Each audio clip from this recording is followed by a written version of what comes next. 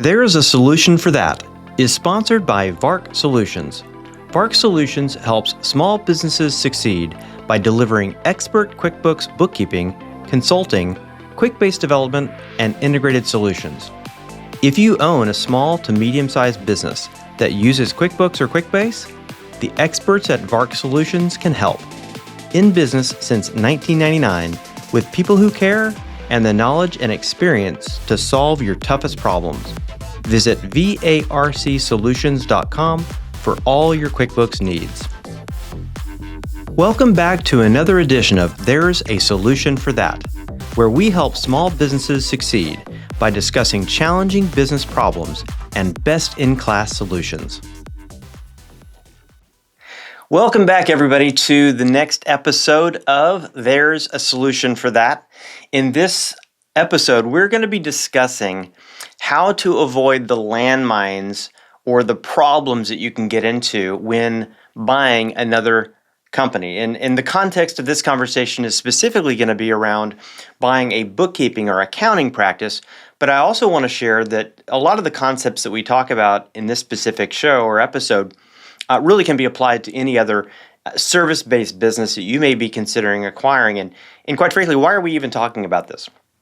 Well, first off, I know a lot of business owners, one of the growth strategies is to acquire clients organically, but you can also grow by acquiring other businesses that are already in business, already serving clients, already earning money. And so it's just another way of growing your business. The reason why I wanted to share this topic with you today is that, you know, there's a lot of landmines that are just waiting to be uncovered in any type of business purchase or business sale. And again, a lot of the things that we're going to talk about are more from the buyer perspective, thinking through some of the problems you might get into. But again, this is also something that if you're thinking of selling a business, could also be things that you should be considering. How is the buyer going to be thinking about this transaction compared to you? And I think there's a lot of things that we can all collectively learn and do better. Here's the thing. I'm going to be going through a checklist. Whenever we look at another business and think about acquiring them, we have a checklist. That checklist kind of drives our discovery process. It drives the questions that we ask to uncover some of those problems, some of those misalignments that may be problems that you're going to encounter later in the process. And obviously, if you've got a lot of red flags sort of up front at the very beginning, that might make you second guess or maybe question this specific business purchase. And maybe you move on to other alternatives, other options that are out there. So again, I'm going to go through the list. This checklist I will put up on our website at varcsolutions.com/podcast. We'll have an episode note in there, and I'll also just include this checklist because we do get calls on occasion from people that are saying, hey, I'd like to buy a business, I'd like to sell a business. A lot of times they're coming to us because they're wanting to make sure that the books are clean, the books are accurate and up to date. And of course we do that, but also it's an opportunity for me to be able to engage with another owner who's thinking about it and wants to just learn from some of the prior experiences that we've had to maybe save you some headaches. So with no further ado, I'm just going to go through the checklist.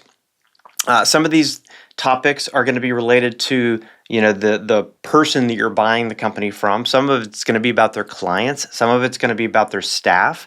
So I've really tried to create a pretty comprehensive list of things that you ought to ask just to understand the environment, possibly help shape your decision in terms of whether or not you want to do this or not.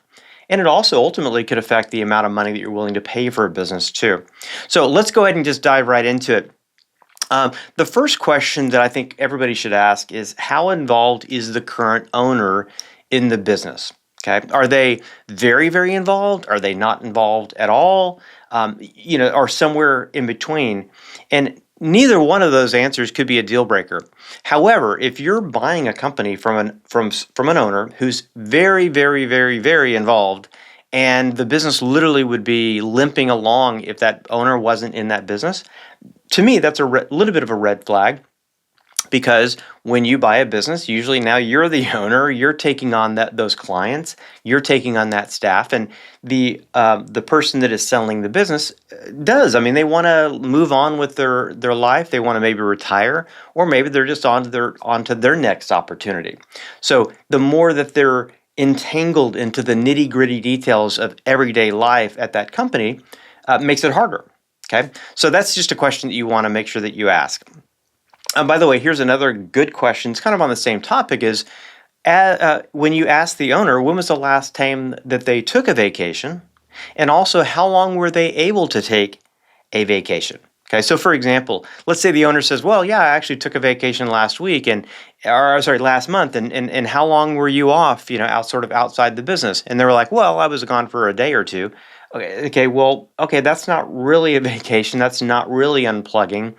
But if someone is able to take 2 or 3 weeks off, maybe even a month off from the company, and it continue to operate smoothly, that's a good sign that the business isn't completely reliant on that seller being actively involved in the business. Again, so that's just a factor that you should consider. Understand the current staff and who's doing what day to day. In my opinion, really, this just helps you identify the current staff environment, which is, hey, is there somebody on that team that's crucial to this business running smoothly? Or are those people that you could choose to bring over with the transaction or not? I mean, obviously, the worst case scenario would be you buy a business. Somebody in that particular business is very, very intricately involved and crucial to the operations, and you didn't factor that in, and that person decides this is not something they want to be a part of, and now they leave. And now you're in a situation where you're having to put out fires and sort of respond to those problems that you would have preferred to have not had.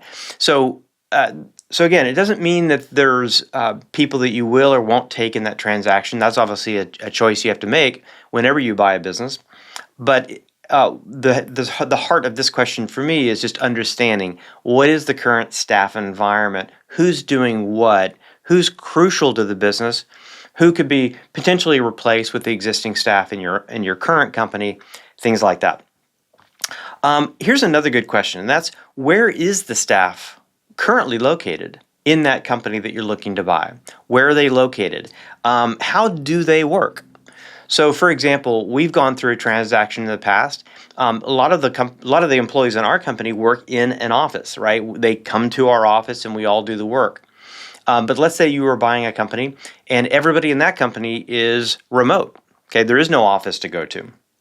Okay, well, buying that company is going to create potentially a merger of two different cultures. Okay.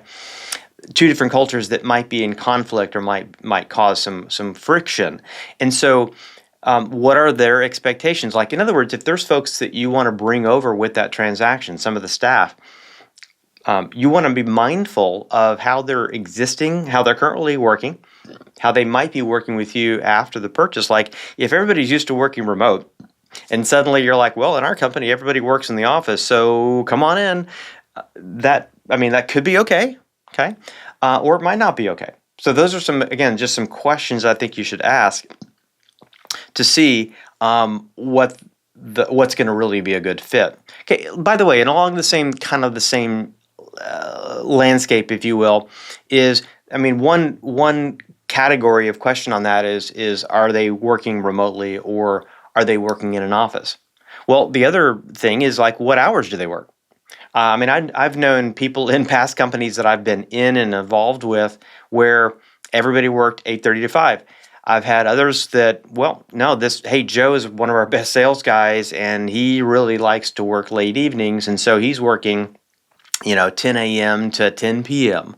Okay, well, again, that could work for you as a buyer of a business, or it might not work for you. If you've got a very, very rigid or structured work day, and that's what you expect, and you've got people in that company that you're buying who have completely different expectations or past experiences. Again, those things aren't necessarily a deal killer, but what they are things that are landmines that are waiting to crop up. If you don't ask that question up front, you end up finding that stuff out later, those are some of the things that could lead to bigger problems and big headaches that you might otherwise want to avoid. Okay, do you have flex days? Do people work on Saturdays? Do you expect people to work 40 hours a week? Do you expect people to work 50 hours, 60 hours? Again, we've all worked in companies where there was different expectations. And that's fine if you're in a company that you joined willingly, right? But if you're buying a company and you're taking people along with you, it's not as quite a voluntary situation. And if there's a conflict in those types of cultural decisions in terms of work hours, days, and everything else, those are conversations you would want to have at some point. But it's one of those also just very easy questions to ask a seller of a business, how it really works, okay? How it typically works in their company. So when we talk about aligning cultures, okay, I think another very important category is benefits. What are the current employees in that business expecting in terms of benefits? And again, I'll just give you an example. Let's say in that company, everybody's getting, 4 weeks of vacation. They've got 8 paid holidays a year. They always get off, for the week of Christmas. And in your company, it's different. Maybe you only do 2 weeks of vacation. You only do 6 paid holidays. You don't get a week off for Christmas. Those are the types of things, again, that can lead to folks leaving, okay, or not being happy. And quite frankly, who wants to buy a company and then have the people that are being brought with that company not happy just because you do things differently? Okay, so those are things. Just really, I think it comes down to expectations. What are your expectations? What are the folks currently expecting as well? I think another question, and this kind of again revolves around staff, and that's: are the folks that are in that current business, are they all W-2 employees or are they 1099 contractors? Not only can that affect benefits and the cost of benefits, but it also can affect some of the HR policies and HR labor laws that you might want to be aware of. Okay. And by the way, and again, sorry, this is maybe a little bit of a rabbit hole, but I think if you're one of those types of companies and businesses where you do things by the letter of the law, and I certainly encourage you to do that, there's like a 4 or 5 part test to whether or not somebody is a 1099 person or should be a W-2 employee. Not everybody has that same standard. In other words, not everybody lives by that same standard. And so let's say you're buying a company and everybody on that company is 1099, and you start asking questions and finding no, they are being told when they should come to work. They're being provided the equipment from the company. They're being instructed on how to do the work. In other words, all the criteria that normally point to somebody being a W-2 employee, but here they are in this company as a 1099. That's a potential labor situation that you may want to avoid, and by moving them over to W-2 status in your business. Okay, but again, let's talk about that. Let's say in your company you've got maybe 20 employees currently, and after this acquisition, if everybody was a W-2, now you're at 35 or 55 or 75, whatever those numbers look like. Well, if you look into human resources and you look into labor law, what you're going to find is there are certain tiers that once you hit a certain tier, now you have a number of additional restrictions or requirements that you need to do to be in compliance with current labor laws. And that could be, again, you could be hitting 25 employees, maybe you're hitting 50 employees. And those are things that certainly you can talk to your CPA about. You can talk to labor attorneys about. Just get some really good legal opinion and legal advice, especially if you're starting to butt up against some of those thresholds. But again, if you're thinking about buying a company and staff's coming with it, those are just some things to think about. And it generally revolves around how many W-2 employees are going to be in that business. So, great questions to ask, and hopefully you'll find that to be helpful. Let's talk about the seller a little bit. So, what is the seller's goal or vision in this transaction? Yeah, like what do they want? Okay, first off, I mean, and by the way, this goes obviously in addition to the money, okay, that you'd be paying to acquire that business. But what are they expecting? What do they want or expect to happen after a sale? Now, here's the bottom line. If you're buying the business and you've gone through the transaction and it is now yours, you can do whatever you want. So it's not, let's say, not necessarily about being beholden to a seller after the sale. But let's be frank. When it comes to buying and selling a business, you're dealing with people. And people's opinions and people's emotions do matter when it comes to peace of mind, when it comes to being able to sleep at night, all those types of things. And so it really is helpful just to understand the seller and what their goal and vision is, and also maybe some of their expectations. For example, let's say you're buying a business and that seller does expect you to take all the employees and bring them over into your new combined business. Again, that may be perfectly great, may be perfectly fine. But what if you've got redundancies in terms of the admin staff or the sales staff or the actual services team? You may not feel like you should or might need all the employees. Maybe you need some, but not all. Okay. So again, if you're then making some of those decisions post-purchase, and that's in conflict with maybe the conversations you had with the seller, there's just going to be some friction there. Okay. So those are some of those kind of frank conversations you might want to have when you're thinking about this, so that you are in alignment. Okay, and I really encourage you, if you're, again, whether you're on the buy side or the sell side, have some of those conversations. If I was to sell to you, what are you going to do? What do you anticipate doing? Okay, hey, if I was going to buy this business, what do you want to see happen? Right?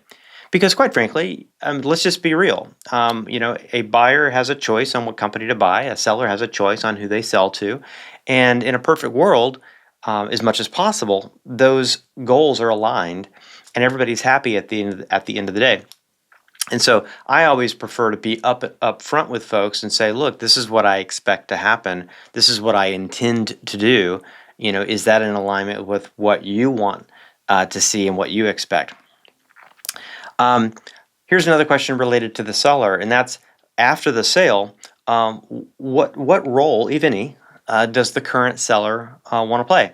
I would say in a lot of the companies that we have worked with, a lot of the clients that we have as well, the owner, in many cases, is like the primary business development person. Okay, they started the business because they were really, really good at selling and or delivering a specific product. And so is that seller wanting to continue on either selling, or do they want to continue on delivering any of those services?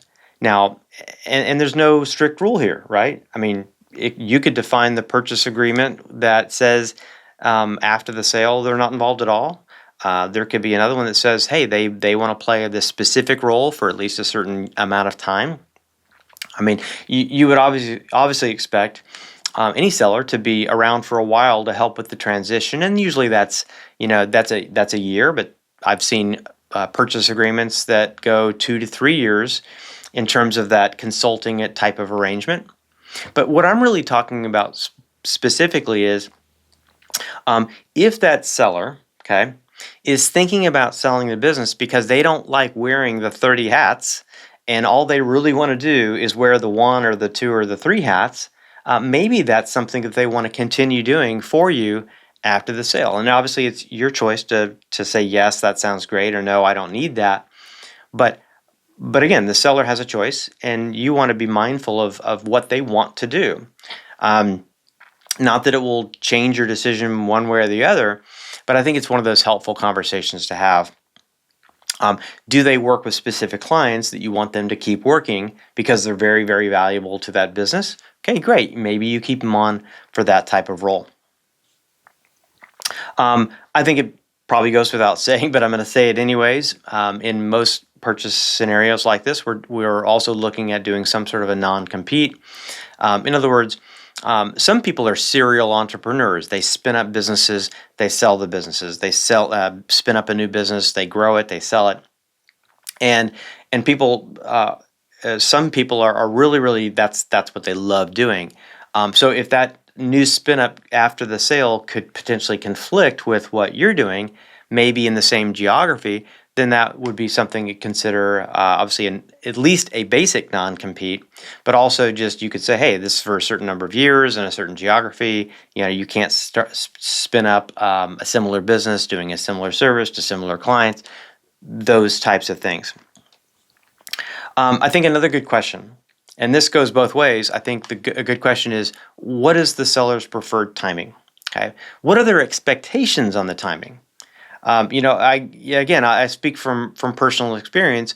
We've been through transactions where we knew going into it this was a 6-month process. Some take longer than that, some take shorter than that. But if you're buying a company from a seller who doesn't have prior experience, they might have preconceived notions about how long this process should take. Like if somebody says, hey, I want to be out by April 15th, and it's January the 5th, okay, might not be realistic. So that might be a scenario where you want to educate that seller and say that the timing is probably not in line with reality. It might take longer than this, just to beware and say, hey, let's do this the right way. We don't want to rush through this. Let's make sure that we're taking the time to do the due diligence, that we're communicating throughout that process. So ask the question, what is the expected timing? Some people have, feelings like, I want to retire by this date. And so as it gets closer to that date, maybe it gets a little bit more stressful. So those are great questions to ask. And again, I said this goes both ways, because like, for example, in our industry, which is primarily bookkeeping services, QuickBooks consulting services, QuickBase development services, there are seasonal elements to that. Not as much as a tax firm. Tax firms, they're kind of going crazy, January through April, May of every year. In a bookkeeping company like ours, it's a little bit more consistent throughout the year. But we do have busy seasons, right? At the end of the year, January, February, March, they're a little bit busier for us because we're doing year-end closes. We're trying to get all the books in order to hand over to a CPA so they can do the tax returns. And if I came to my staff and said, oh, by the way, I know it's January the 15th and we're in over our heads already trying to do year-end closes for all of our clients, I just bought a business and we're going to bring on 100 new clients right now. Okay, my staff would be revolting at that point. They would be like, "Hey, we are going to have a mutiny here," in terms of workloads.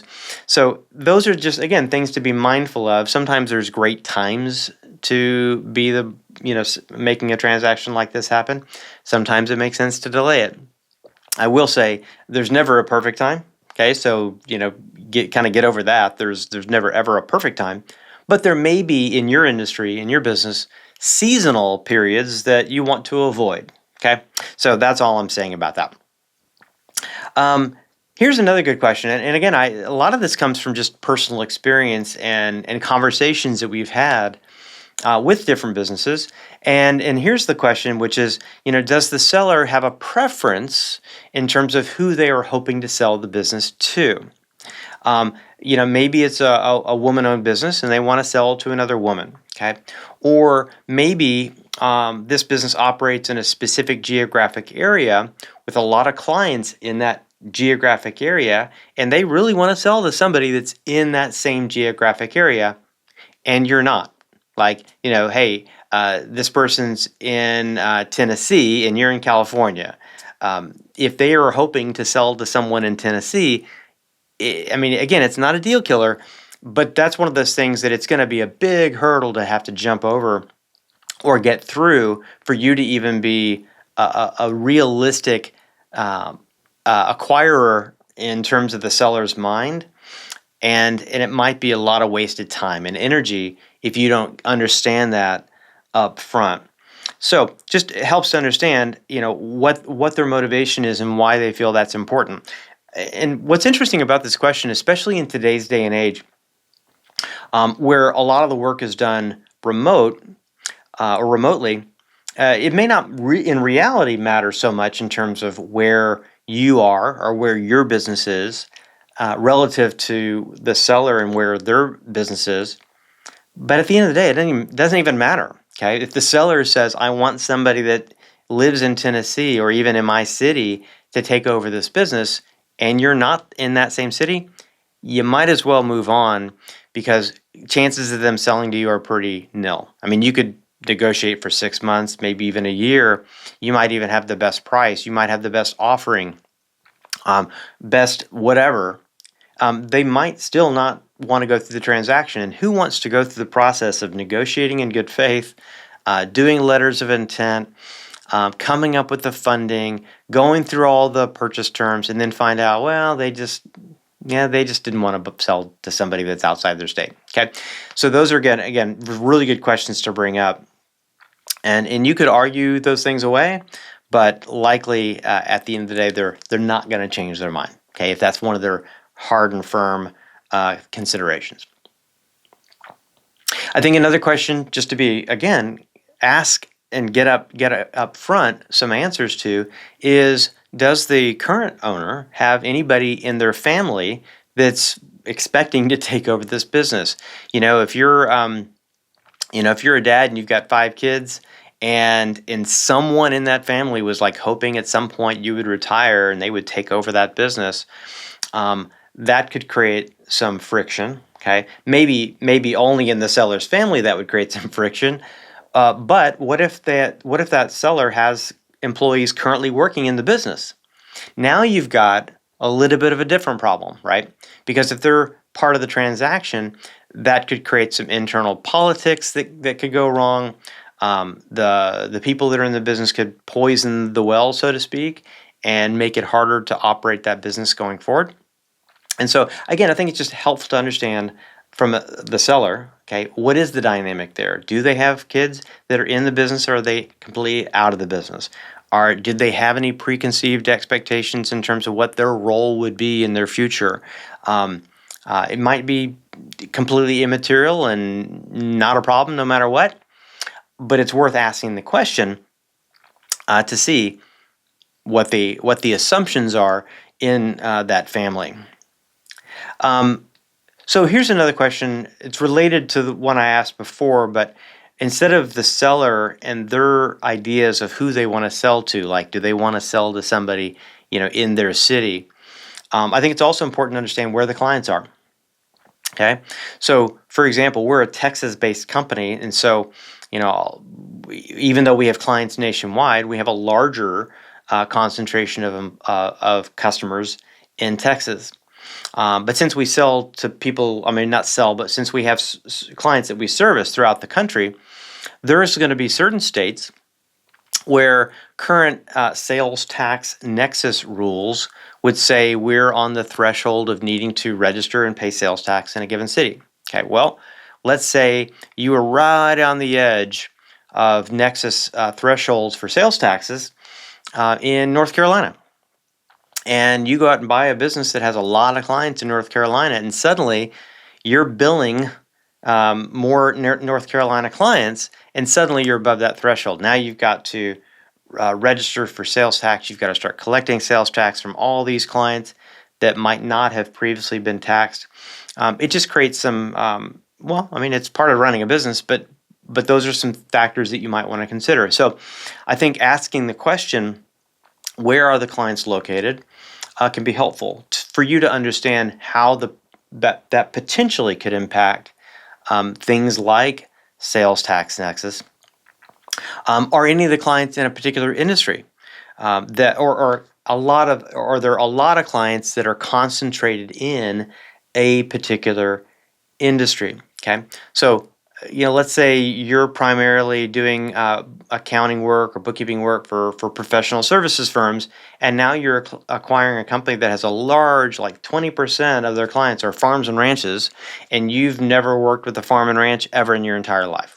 Okay, that it could be fine, right? But it also could be one of those things that the clients in that industry are like, hey, I used to be working with Betsy, and she was amazing because she was a farm and ranch expert, and now you don't have anybody that knows anything about farms and ranches. That could be a problem. Okay, you might lose some clients along the way. And so I think those are some questions to ask. And I think related to where those clients are, it's also a really good question to ask. Do the clients themselves have any expectations in terms of who's doing the work, where the work is done, and that sort of thing? So again, for us, 99% of the work that we do is remote, but we do have some clients that come to our office and literally drop off paperwork, and we do their books in our office, and they visit with us all the time. And we even have a few that we drive an hour away to do an on-site meeting with them. Okay. Well, again, let's say that you're the buyer of a company and you don't do on-site stuff, and but the clients in that business that you're buying expect someone to be on site. Maybe they expect someone to hand deliver checks, every month, or hand deliver financial statements every single month. And suddenly you're like, well, yeah, but we don't do that. Again, those are just things to understand. And again, it might not be an issue at all, but let's assume that it's worth asking the question, is that something that you have clients that have some of those expectations so that you're not getting yourself into a scenario that you're not comfortable with, okay? Or have to figure out a solution for that you were hoping you wouldn't have that problem, okay? Here's another question, and it relates really to the future, and that is the seller still taking on new clients? I think a lot of folks, a lot of business owners that are in that they're starting to get to that point where they're ready to retire, or they're thinking about selling. They might start turning business away. You call the doctor's office, right? And they're like, yeah, we're not accepting new clients anymore. We're not accepting new patients anymore. So at some point, you might get to that point. So the question is, what happens after the sale if the person that you're buying the company from gets somebody calling them up and asking, if they will work with them? And so I think it's helpful to have a post-purchase referral type of agreement, so that if somebody calls the owner of the previous business, there's an expectation that they're going to send that client to you. But what sort of consideration are you going to get back? Is it going to be a percent of the billable work? Is it going to be a flat fee, like a referral finder's fee? I think it's just helpful to have that conversation again up front to say, hey, we're currently looking at this business with these clients, but what happens after the sale if other clients approaching you and wanting you to do some work? You've got the non-compete, so they shouldn't be able to actually go take on that work. Question is, what are they going to do? Are they going to send it to you? Do you want to contractually have that where they send those to you? Those are some of the conversations to have. Okay. How many clients are currently being included in the purchase, and how long have they been with the seller? So now, again, a lot of these questions, we're just trying to get nuances, right? We're trying to get a feel for the client environment, the staff environment. So when we think of the client environment, it's important to understand who are the clients, how many of them are there, and how long have they worked with that seller. And again, I'll give you a couple touch points. Let's say you've got you're buying a company, they've got 100 clients that they're working with all the time, and let's just hypothetically say they're all fairly new. Okay, well, maybe they haven't established much of a relationship with that firm. They may be more willing to leave or find another provider when they learn that the company has been sold. Okay, the alternative is again, it's not better or worse. It's just different. And that, let's say they've got 100 clients, and those clients have been with that company for 15 years, 20 years. They might have a very, very strong connection and relationship with the seller, and now you're coming in buying this business. That might be a trigger for them to say, hey, look, I appreciate that you bought the company, and I'm sure you're going to do great work. But the only reason I was sticking around is because of the seller. I really have a relationship with them. Okay, those are things to understand, and again, they're nuances, right? They're the flesh on the bone. They're some of the hidden details that you're trying to uncover with the goal of avoiding some of those landmines. And so, whether they've only been with the company for a few months or years versus a long time, it's just a good question to ask and find out. Does the seller want to sell 100% of the business and all the clients, or are they wanting to keep a certain percent or a certain segment?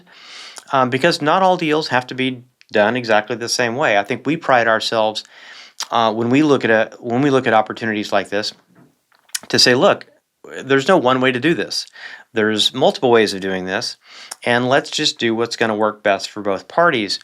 And so let's say that you are looking at a company to acquire, and they have services at different levels, like different tiers, right? They've got super, super small clients, they've got some mid-sized clients, and they've got some large clients.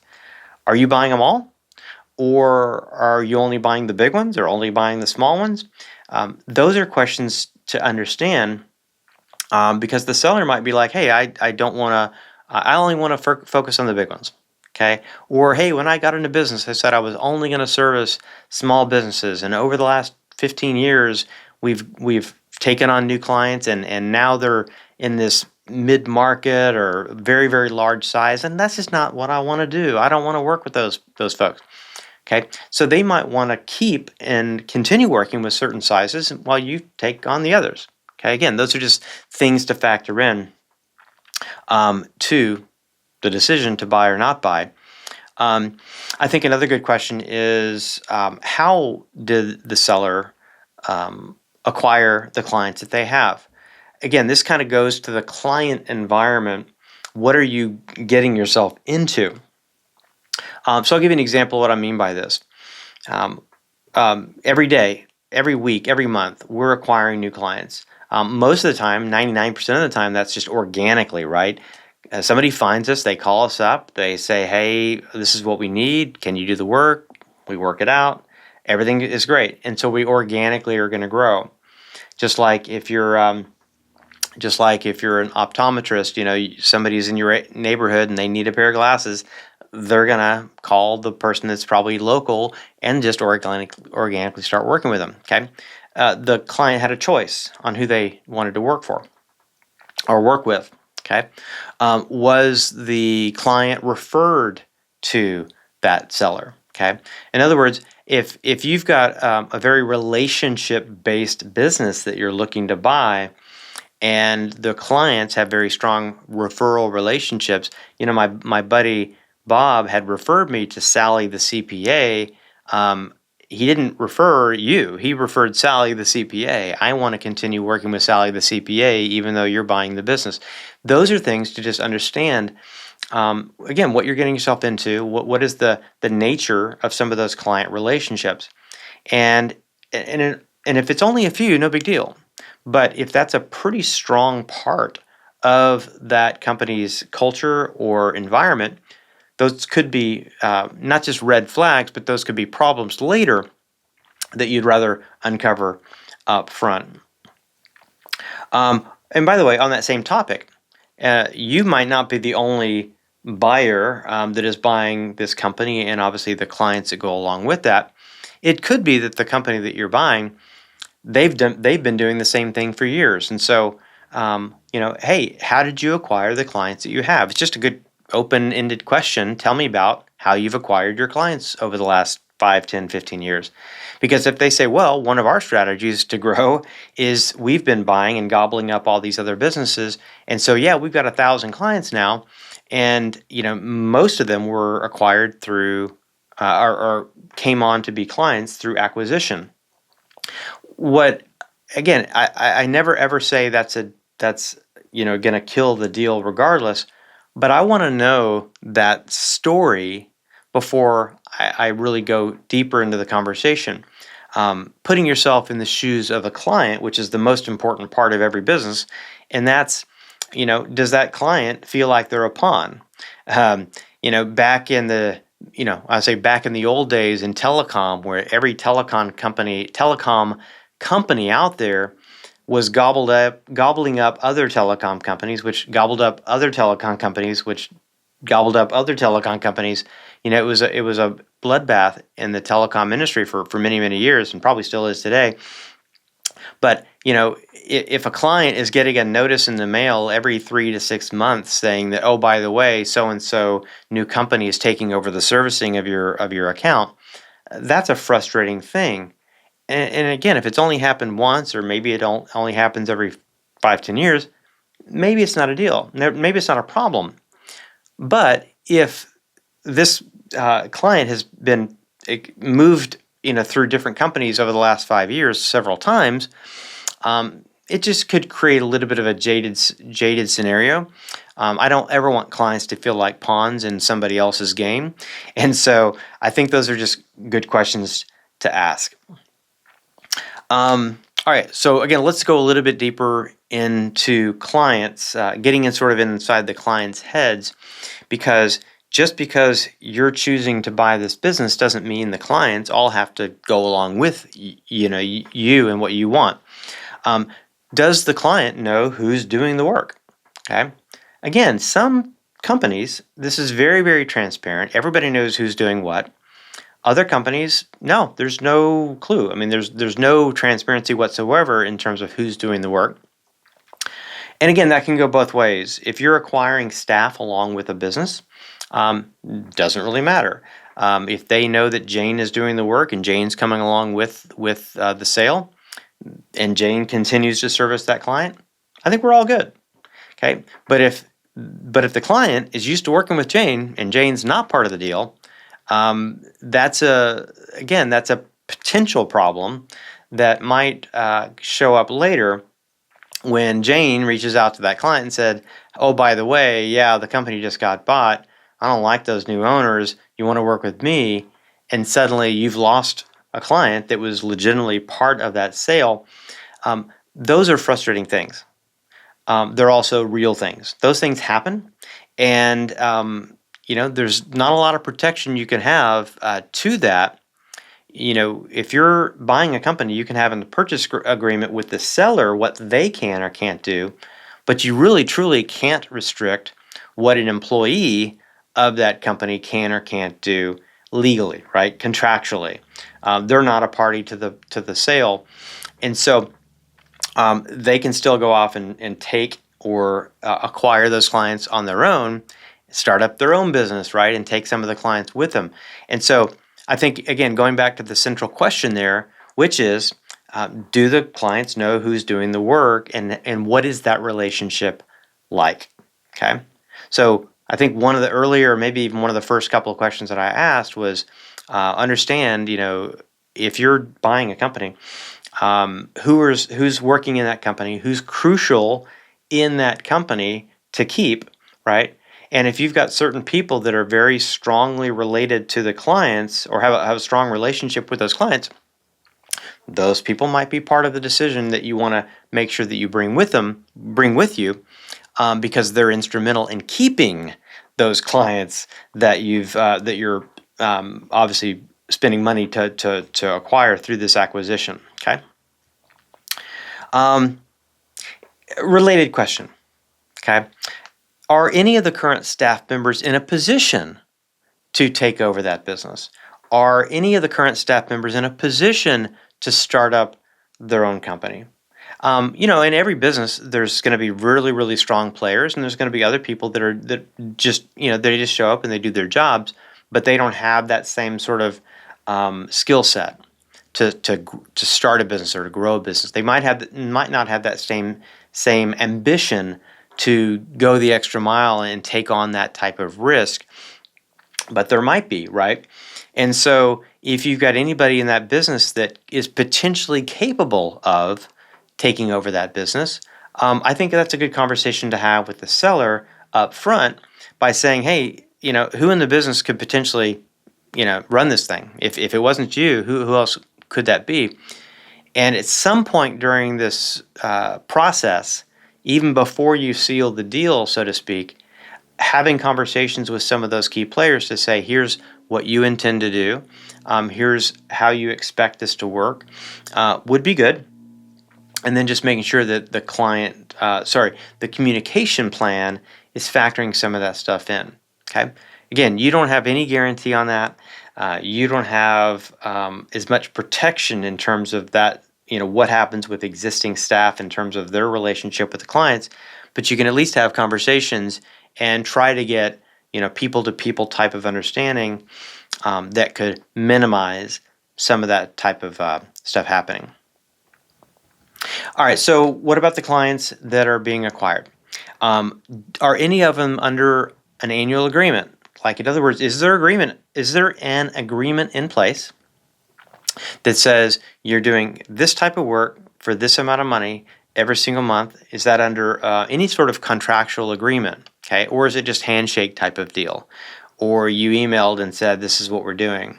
Okay, if there is an agreement, that's very, very helpful, right? Because you can legally enforce that agreement after the sale. Okay, obviously you'd want to check with your attorney to see, hey, is this agreement transferable? Is it assignable through a sale like this?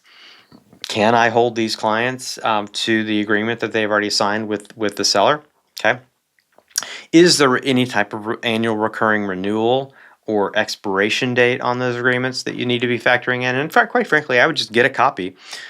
Get a copy of one of the agreements or a handful of the agreements, and have your own attorney look at that agreement and see, are there any issues here? Okay, are there any potential problems there that you should understand before going through with this? Okay. Let's talk a little bit more granular here on a few, maybe the below the surface type of techie details that might be important. Again, I'm doing a little bit of a deeper dive now into more of a bookkeeping practice type of scenario. Some of these concepts could still apply to other industries, and I think they do. But I'm going to use a couple bookkeeping client specific examples. So, pardon me if you're not personally in that industry. Okay, but here's the thing: we're a bookkeeping company. We do QuickBooks, and we do payroll for our clients. Okay, so let's say I was buying a company and they do bookkeeping and they do payroll for their clients, but this other accountant, for example, does all of their payroll in Gusto. Okay, or maybe they do all of their payroll using ADP. Okay, well, and I look at our staff and like, hey, we only do QuickBooks payroll. Okay, we actually do all of it, but let's just, again, try to create a scenario here. Let's say that your staff is only familiar with QuickBooks payroll, and now you've acquired clients that are expecting you to do payroll on ADP, and you're not familiar with ADP. Again, that could be a problem. If you're acquiring staff with the purchase, and that staff is familiar with that software, again, maybe not an issue. But I think it's important to ask, what are some of the software tools and services that are currently being used, not only by the staff, but also by those clients, to see if those are in alignment with your capabilities and your services. Okay, talking about services, if you're acquiring a company and they expect a certain level of advisory services that you're not able or willing to perform, that could be a problem. Okay, so those are some things to be mindful of. What about the accounting software itself? Okay, so we're a QuickBooks shop. I know a lot of QuickBooks bookkeepers and accountants out there specialize. Okay, we specialize in QuickBooks, but we don't specialize necessarily in desktop versus online. And let me say that a little bit differently. We work with clients that are in both QuickBooks Desktop or QuickBooks Online. Whereas I know a lot of bookkeepers out there, they only work with clients that are using QuickBooks Online. Okay, again, totally fine. Everybody gets to make that choice for how they want to work and what clients they want to take on. But let's take a scenario where you are a bookkeeper that only works with QuickBooks Online and you're buying a company and half of those clients are on QuickBooks Desktop. Okay, now you've got a problem. Do you have a hard conversation with all those clients to say, hey, they need to switch to QuickBooks Online, or find another bookkeeper? Okay, that's an awkward conversation I wouldn't want to have, right? So those are some of the things that you'd want to find out in advance. Is, hey, what is the software that they're using? And a couple real world examples here. We've acquired clients through acquisition, through a purchase agreement, things like that. And yeah, out of 100 clients, most of them are in QuickBooks something, in which case it's a perfect fit. Oh, but by the way, one of our clients is on Sage. We also have another one that's on SAP. We've got a handful of them that are on NetSuite, and one that's on Acumatica. Yeah, most of them are QuickBooks, but we've got all these others, a handful of these others that are not on QuickBooks. And you don't have staff coming with the clients in that purchase agreement. Well, what are you going to do? Are you now going to have to go find and hire people that can handle that software that you're not experienced with? Are you going to be paying for these clients that are probably going to look for service providers that do have that industry or that software experience? Again, these are things to have conversations about up front, and hopefully, in a perfect scenario, perfect world, you've got more alignment in terms of the buyer and the seller and the services that they're providing. Okay. All right. Now, I'm going to geek out a little bit here when it comes to QuickBooks, and again, apologies in advance if you don't care anything about QuickBooks. But I know a lot of businesses use QuickBooks, so this is actually important to you, even if you're not trying to buy or sell a bookkeeping company. If you're a company that uses QuickBooks, you could be part of somebody else's acquisition strategy, and so you might ultimately be impacted by this. So hopefully you'll keep tuning in on this scenario. But a lot of clients that use QuickBooks Online, okay, they get that software not by calling into it directly, but actually getting it through their accountant, okay, maybe through their bookkeeper, maybe through their CPA, okay. We do that for clients, but a lot of bookkeeping companies, a lot of CPA firms will do this, where they will acquire the software for the client, okay. So the CPA firm is buying the software for the client and pass through billing that software to the client. Okay.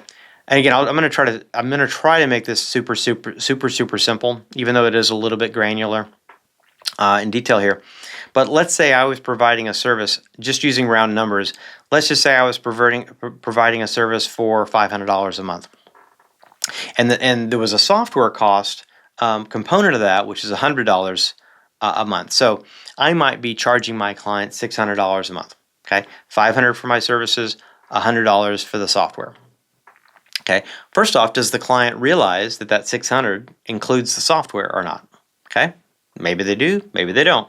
Okay, the other question is, does that software cost that is getting passed through to the client, does that include any markup, or is it literally a complete pass-through of the wholesale billing rate? The reason why I bring this up is really twofold. Okay, number one, if you are a business and you're acquiring that client, and that client is on wholesale billing through the CPA or through that other bookkeeping company, eventually you're going to need access to those clients' books.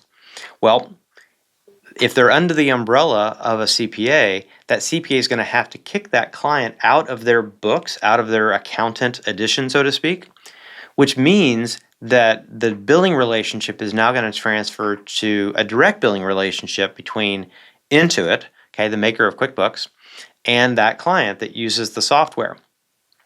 And their rates are going to go to what are called retail rates. So any discount that was getting passed on to the client is now going to ultimately get it taken away. Clients are going to end up paying a little bit more money for that software. Okay, again, none of this, some of this could not be a problem at all. Okay, I don't know why I had such a hard time saying that. Some of this might not be an issue at all. Okay, but it also could be. In other words, if suddenly you're buying a firm and you're acquiring these clients, and then they get a bill from Intuit the next month, and now instead of being charged $100, they're being charged $150. That could be a friction point with that client, just to be aware of. So I think that's something to understand. A lot of CPA firms, they'll literally just pass on that wholesale price to that client. Now, if they are marking up the software to the retail rate, now it's not a problem at all, right? Because when they get moved off of the accountant that they're on and to a direct billing relationship with Intuit, they're ultimately going to be paying the same price. Okay, so might not be an issue. I bring this up only because for two reasons. Number one, to understand that particular scenario, which is a little bit of a cause for concern, could be a problem with the clients in terms of how much they're paying ultimately for their services. But I think the other component that's even more important than that, as a buyer of a company, is the rates that are being charged to those clients that you're assuming going to take over. Does it include the software cost or not? Okay.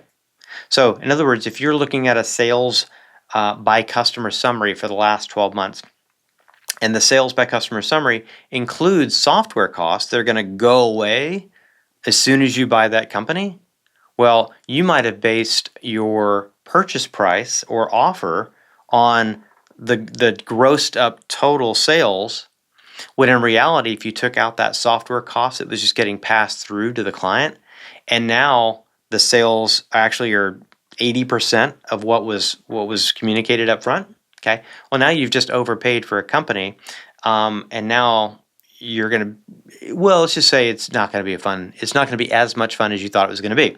Okay, so it's important to understand, what is that current owner selling. What are they currently billing? Are they billing for services? Is there any kind of software pass-through cost that is going to go away after that sale? And so again, I think that's a very specific scenario in our industry, especially as it relates to QuickBooks and QuickBooks billing. But I think the same concept can be applied to any business that you're buying. Is, if you look at the sales numbers, what does it include? Is it all services that are going to continue? Are those services under an annual agreement or not? Okay. Is there any component of that that's going to go away after you buy this company? And I think that's important to be aware of up front, again, before you sign the deal. Okay. So let's talk about one more thing, and that's related to pricing. Okay.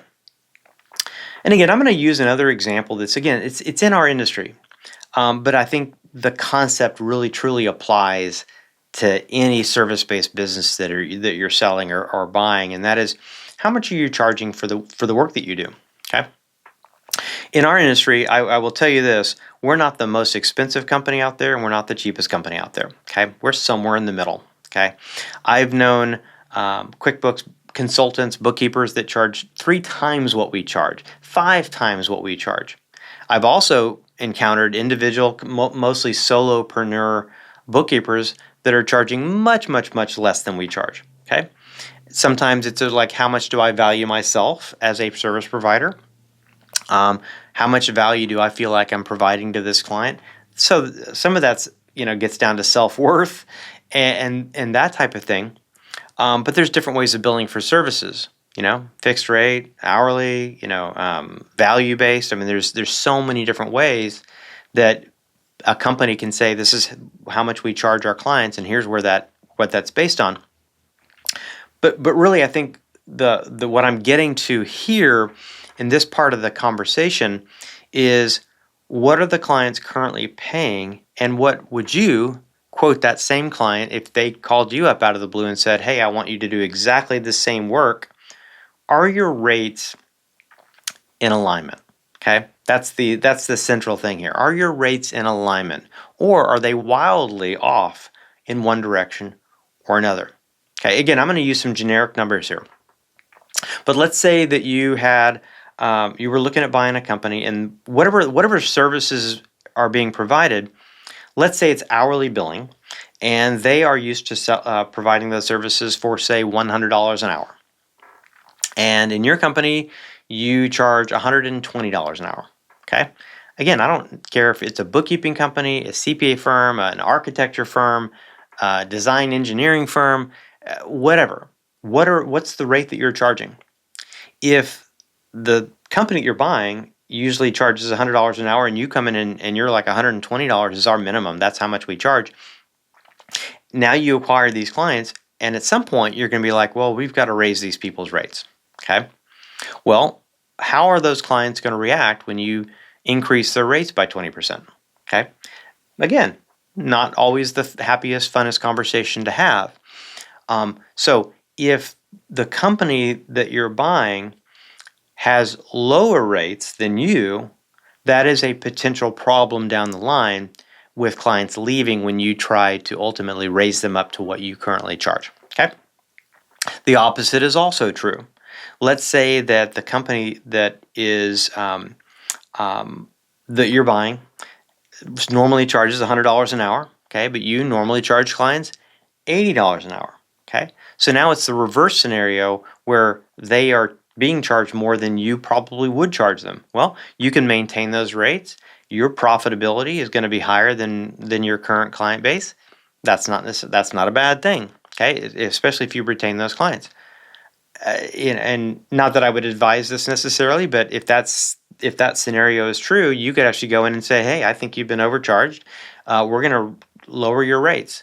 Well, you'd probably keep a lot more clients that way too. So those are things to just consider.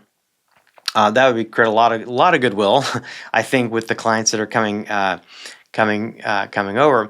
But I think ultimately what we're trying to do here is we're trying to avoid scenarios of sticker shock if there's a misalignment in how much is being charged currently versus how much you anticipate charging for that same service later. Okay.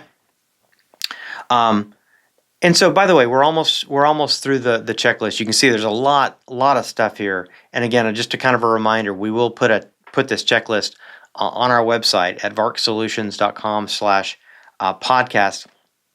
There's a lot of details here, but we're almost to the end. And a couple more things that I think are super, super important are, when you're looking at buying a service-based business, right? And you look at the sales, get a sales report that shows sales by customer, okay, for the last 12 to 24 months. Okay, 12 is a minimum, 24 would be great. And what you're looking for there are consistencies. Okay, I had a conversation with a lady a couple years ago. She was looking to sell her company. If I just looked at the total sales for the entire year, not by month, but just literally a total, I would have said, wow, that company's worth, $1 million. Okay. But then you see the sales by month and you're like, oh, well, half of those sales were in the first 2 months because they were doing a lot of project work, but they haven't charged that client anything in the last 10 months. Okay. That's a different story than if you look at a sales by customer by month for the last 12 to 24 months and you see a consistent monthly trend of that revenue coming in. That's a much stronger scenario that you'd want to look positively about. But what you're trying to find out is what are some of those exceptions. You don't want to have that situation where there's a lot of project-based work that might go away after the sale, and that's a gotcha. I think the other thing that you want to factor in there is, are there any just big anomalies, right? Yes, it is very, very consistent, but then there was those 2 months in the middle of the year where it spiked up and it hasn't come back since. Okay, those are things to factor in.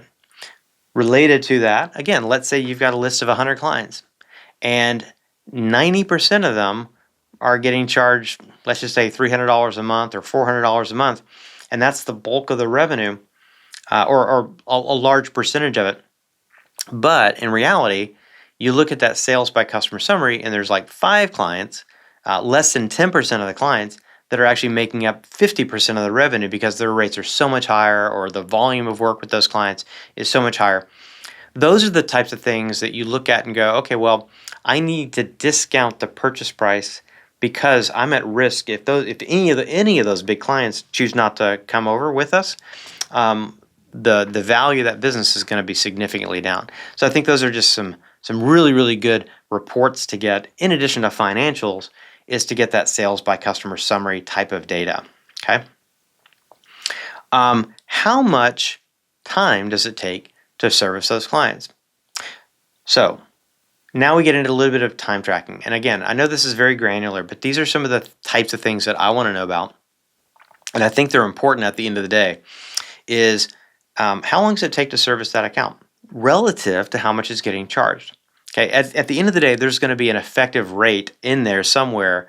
And again, just to make it easy, doing easy math, if somebody was being charged $100 a month and it took 2 hours to do that work, the effective rate is $50 an hour. Okay, well, what if the person doing the work right now in that current company is a senior whatever, okay, an expert whatever, and they do work incredibly fast and it only takes them 2 hours. But maybe that person isn't coming along with that sale, and they're going to be now taken over by junior bookkeepers or junior service folks that take maybe a lot longer. Okay, they've only been doing it a couple years versus 20 years. Now instead of taking 2 hours, it's taking 8 hours. Okay, those scenarios happen, and you could be completely underwater with that client in terms of the rates that are being charged because of the disparity between who is doing the work and who's now going to ultimately be doing the work. So does that seller even have time data? Do they actually have information on how long, on average, it takes to service that client? If they don't have that information, I would use caution. Be much, much more conservative when evaluating that opportunity, because if they don't have the raw data, like literally the timesheet based data, okay, what you're going to get is a ballpark. It's going to be an average, and I have never had a conversation like this where the ballpark was more aggressive. Like, in other words, if it really, really, truly does take 5 hours, they're going to say, well, it probably takes anywhere from 3 to 4 hours. Okay, they're never ever going to estimate the other way. Okay, oh yeah, no, call it 10 hours. Okay, even though it only takes 5. Okay, that doesn't happen. So if they don't have the raw data, I think you need to discount that a little bit, because what if it ultimately does take longer under your company than it did before, and now you're like, well, we thought we were going to be making a 30% margin, and now it only looks like we're going to make a 5% margin. And that makes a big difference in terms of what you might be willing to pay for that company and ultimately those clients. Okay. So what we're trying to do is come up with, what is that effective rate? So how much is being charged? Does it include software? Does it not include software? And how long does that take, so that I can come up with an effective billing rate?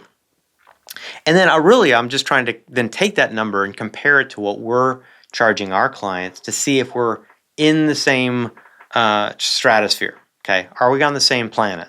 Are we in the same ballpark here? Or are we wildly, wildly off? Okay, and obviously you want to avoid those scenarios where the effective rate is very, very, very different. Okay.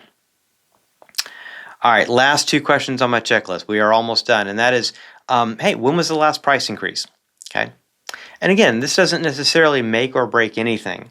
It's just another question to be informed about, and that's, so for example, let's say that you're buying a company and you've done the work to figure out like what the effective rate is, and let's just say the effective rate is $50 an hour, and you're like, oh, that rate is actually a little lower than we would charge. We would typically be charging $70 an hour, something like that. But the reason why it's 50 is because just 3 months before they had a rate increase to get it up to 50. Okay, that company might have met some resistance in that initial price increase, but guess what's going to happen 3 months later when you're like, well, we're gonna raise them up to 70. Well, now they're going from 30 to 50 and then 50 to 70. That is a massive increase, which is going to be probably met with even more resistance and probably some clients that are going to look elsewhere. Okay, so when was the last price increase? How much was it increased? Was it 5%, just kind of keeping up with inflation or keeping up with standard of living? Okay, or was it a much larger increase? I've known companies that do a small increase every year. I've met companies that do a massive increase, only every 5 years, right? And then some that have not done an increase in 15 years. So it's across the board what you might run into. But again, those are questions to ask because they could help you paint a picture of the current client scenario, what you're getting yourself into, and what you may be able to do after the sale. Okay. All right, last question here. And again, this is related to the work that might be being done for that client. Is there a standard scope of work? Is there a defined list of services that are being provided for that rate or for that fee that's being charged? Is that statement of work or scope of services current? Is it up to date? Is documentation up to date in terms of like what is being done and how it's being done? Again, I'll tell you in our industry, in our business, we could have 10 plumbers. They're all doing it differently. They're all running their business a little bit differently. We could be working with 20 different roofing companies. Every single one of those roofing companies is doing something different, guarantee it. And there's nuances, right? There's like, oh, in our business, we've got this point of sale system and it integrates with our e-commerce website and it does this inventory thing, but there's always some like very special, unique process that these owners are doing. Okay. Is that documented? When was the last time it was reviewed? When was the last time it was up to date? Updated? Is it accurate? Okay. If you looked at the scope of services and or the documentation that goes along with it, and you can't read it and understand it and go, oh, okay, I know exactly what we're doing here, that's a potential problem because as you take over those clients and you start performing those services, there may be some big gaps in terms of what you actually do for that client, or maybe if the detail's not there, whoever was doing it before might have been doing a lot of things inside their head just from practice, from memory, that's not being documented. And now you've got somebody new taking over that role and doing that work, and they might not be doing all the same things. And so now here it is, 3 months later, and the client's like, oh, why didn't you file my 940 and 941s? Okay. Oh, I thought you were paying my sales taxes. I was just, my former company paid the sales taxes. Now you're waiting for me to pay them. Those are the kind of details that can lead to customer frustration and friction, and ultimately client retention is the end winner or loser in that decision. So when we talk about scope of work, get a handful of clients, find out what the services list does look like, and also what get in your hands what are some of the documentation in terms of what is being done, how it's being done, what are some of the details, so that you can make an assessment of your own, how current that is, how up to date that is, and also, probably even more importantly, how clear are those instructions? Are there a lot of things that are just open to interpretation, or is it very spelled out with pictures and screenshots or videos? Those types of details are ultimately very, very important. All right, so that's a wrap. I hope this has been helpful. Obviously, we've gotten into a lot of detail here, and I hope you actually appreciate that versus just a very, very glossary. When you're buying a company, be smart and think through it and have some good questions. I wanted to kind of give you the breakdown of the details, because the devil's in the detail. Okay, and whether you're buying a company and you need to make sure that you understand these questions, or if you're a seller of a company and you haven't even thought of half of this stuff, those are some things that you're going to want to consider. If I was a seller listening to this show right now and I do services for my clients, and at some point I'm thinking of retiring, I might be like, okay, what are my rates looking like? What is my price increase strategy? Do I have client agreements in place? Are those agreements transferable? What is my effective billing rate? Is that relatively standard in the industry, or is it higher or lower? All those types of things factor in to what you can get for your business as well. So whether you're on the buy side or the sell side, I hope this was helpful. I hope you got a lot out of it. If you ever have a question about this type of stuff, feel free to reach out. I'm on LinkedIn, Brad White, VARC Solutions. Feel free to reach out. We're at VARCsolutions.com. You can always go to our website, pick up the phone, call us. And again, whether we're in the buy cycle and you're considering being a seller, obviously we'd love to talk to you. But if you're just sitting there like, hey, I'm thinking about buying this other company and I really just want to talk through it with somebody else that's objective, that's not in the transaction, give us a call. I'd love to have a conversation with you about that and just share some of the wisdom and some of the experiences that we've had. Hopefully either help you make a good decision or help maybe steer you out of something that might be something you don't want to get into. So again, hopefully this episode was helpful to you. Hope you're enjoying the podcast and the show here, and we will talk to you again in the very near future. There is a Solution for That is produced by VARC Solutions. This episode was produced by Ashley White and Aaron Riley. You can subscribe to this podcast on Apple Podcasts or Spotify. Watch the video version on youtube.com/TheresaSolutionforThat or visit VARCsolutions.com/podcast, where you'll find our entire podcast archive, as well as show notes, links to solution providers, and complete transcripts of every episode. If you love the podcast, please leave a review with your comments.